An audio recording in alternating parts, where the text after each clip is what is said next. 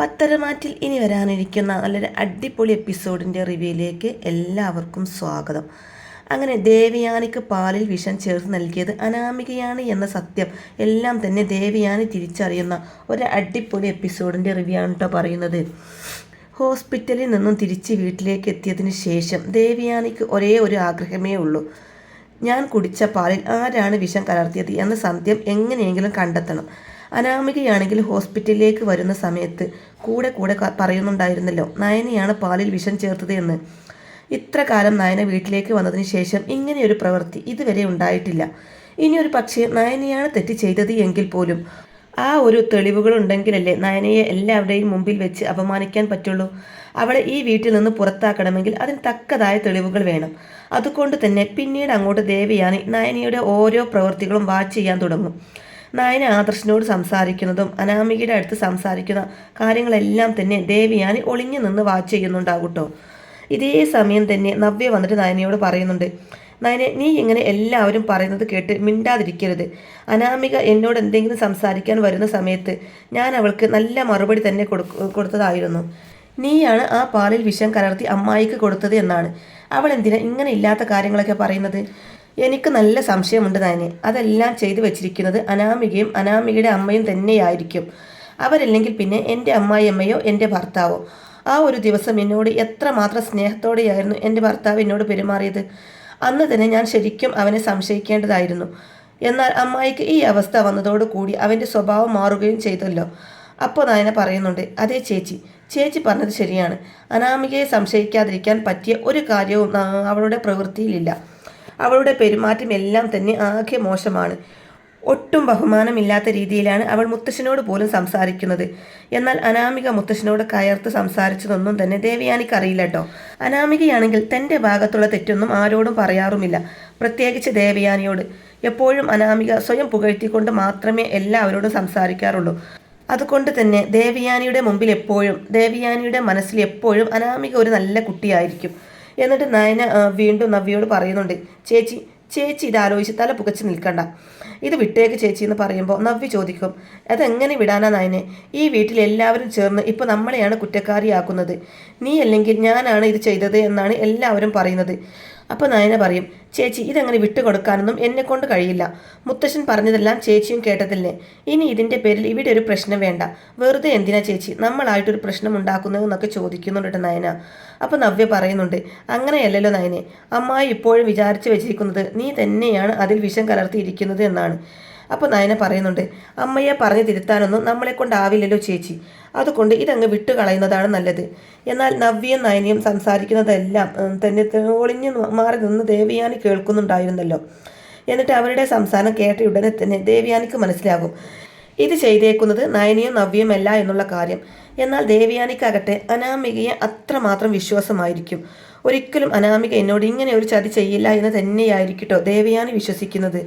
അതുകൊണ്ട് തന്നെ ദേവയാനി ഒരിക്കലും അനാമികയെ സംശയിക്കുന്നില്ല. എന്നിട്ട് ഇനി ഏതായാലും അനാമിക മോളെ ഒന്ന് കണ്ടിട്ട് വരാമെന്ന് ചിന്തിച്ചുകൊണ്ട് ദേവയാനി നേരെ അനാമികയുടെ റൂമിലേക്ക് ചെല്ലുകയാണ് കേട്ടോ.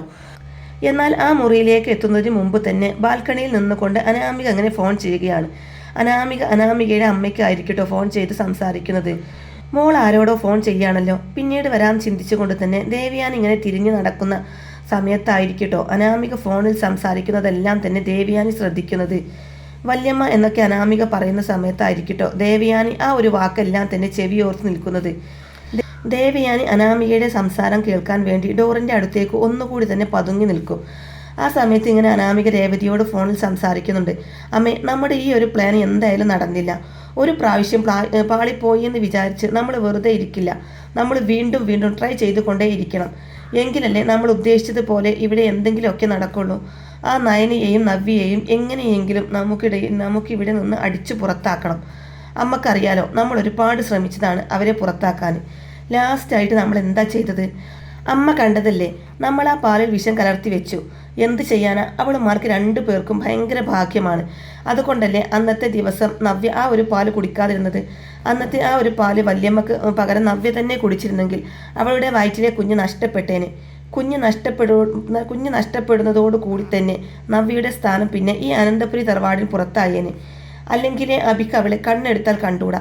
പിന്നെ കുഞ്ഞും കൂടെ നഷ്ടപ്പെട്ട സ്ഥിതിക്ക് ഒരിക്കലും അവൾക്ക് അഭിയുടെ ഭാര്യയായിട്ട് ഈ വീട്ടിൽ താമസിക്കാൻ പറ്റും എന്നൊന്നും എനിക്ക് തോന്നുന്നില്ല. എന്നാൽ അനാമിക അനന്തപുരിയിലെ കുഞ്ഞിനെ ഇല്ലാതാക്കുന്ന കാര്യത്തെപ്പറ്റി സംസാരിക്കുന്നത് കേൾക്കുമ്പോൾ ദേവയാനിക്ക് അങ്ങ് ഷോക്കായിരിക്കട്ടോ.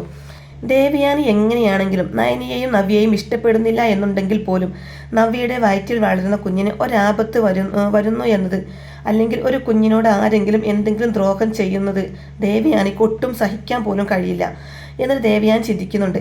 ശരിക്കും എൻ്റെ അനാമിക മോൾ തന്നെയാണോ ഇങ്ങനെയൊക്കെ സംസാരിക്കുന്നത് എന്നായിരിക്കും ദേവയാനി ചിന്തിക്കുന്നത്. അനാമികയുടെ വാക്കെല്ലാം കേട്ടിട്ട് ആകെ ഷോക്കായിട്ട് ഇങ്ങനെ തരിച്ചു നിൽക്കുകയായിരിക്കട്ടോ ദേവയാനി.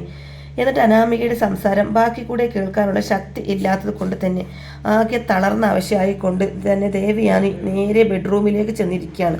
എന്നാൽ ദേവയാനി വരുന്നത് കണ്ട് തന്നെ ജയൻ ചോദിക്കുന്നുണ്ട്, എന്ത് പറ്റി ദേവ, നിനക്ക് എന്തെങ്കിലും കുഴപ്പമുണ്ടോ എന്ന് ചോദിക്കുമ്പോൾ ഒന്നുമില്ല ജയേട്ടാ.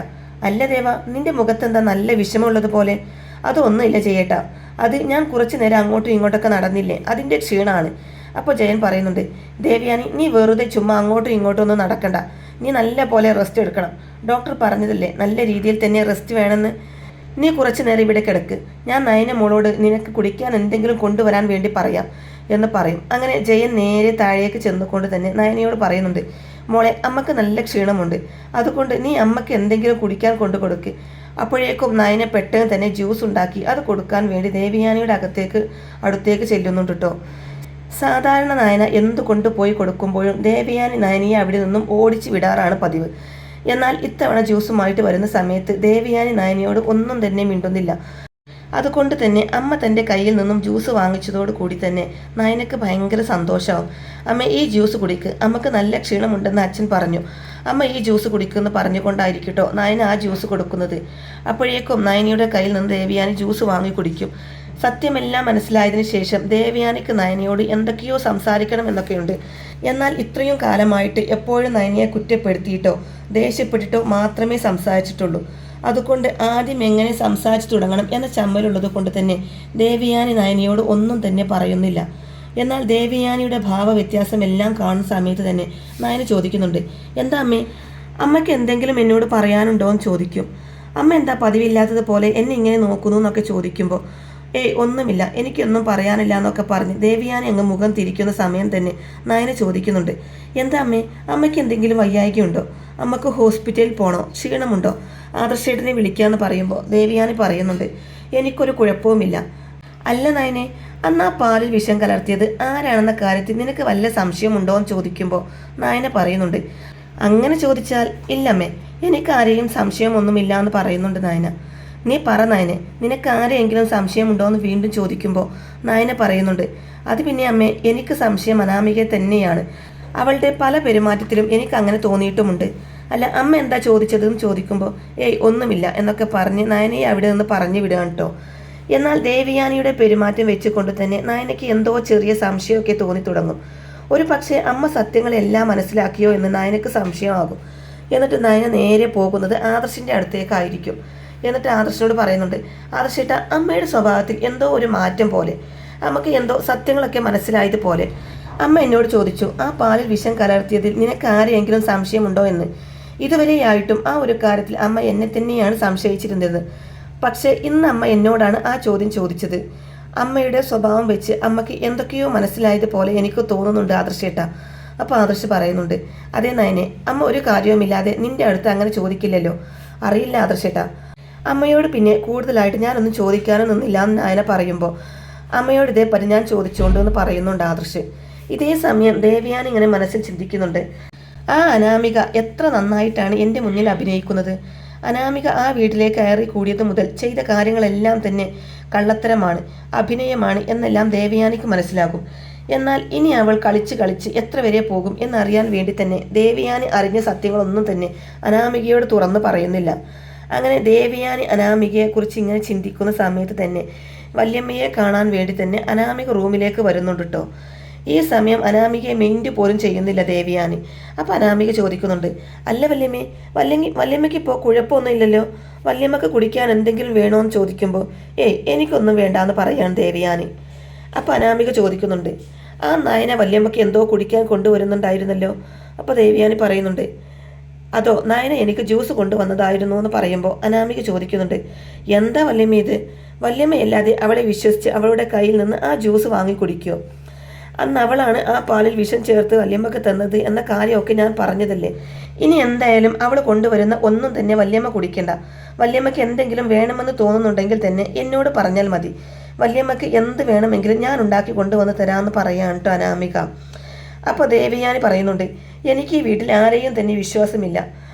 അതിപ്പോൾ നയന ആയാലും ആരായാലും എന്നിങ്ങനെ ദേവയാനി പറയുന്ന സമയം തന്നെ അനാമിക ചോദിക്കുന്നുണ്ട്, അതെന്താ വല്യമ്മ അങ്ങനെ പറയുന്നത്? വല്യമ്മക്ക് ഈ എന്നെയും വിശ്വാസമില്ലേന്ന് ചോദിക്കൂട്ടോ. അപ്പോൾ ദേവയാനി പറയും, ഏയ് അങ്ങനെയൊന്നുമല്ല ഞാൻ പറഞ്ഞത്, നീ അത് വിട്ടേക്ക്. അല്ല നീ ഇപ്പോൾ എന്തിനാ ഇങ്ങോട്ടേക്ക് വന്നതെന്ന് ചോദിക്കുമ്പോൾ അപ്പോൾ അനാമിക പറയുന്നുണ്ട്, അത് വല്യമ്മ ഒരു കാര്യം പറയാൻ വേണ്ടിയിട്ടായിരുന്നു.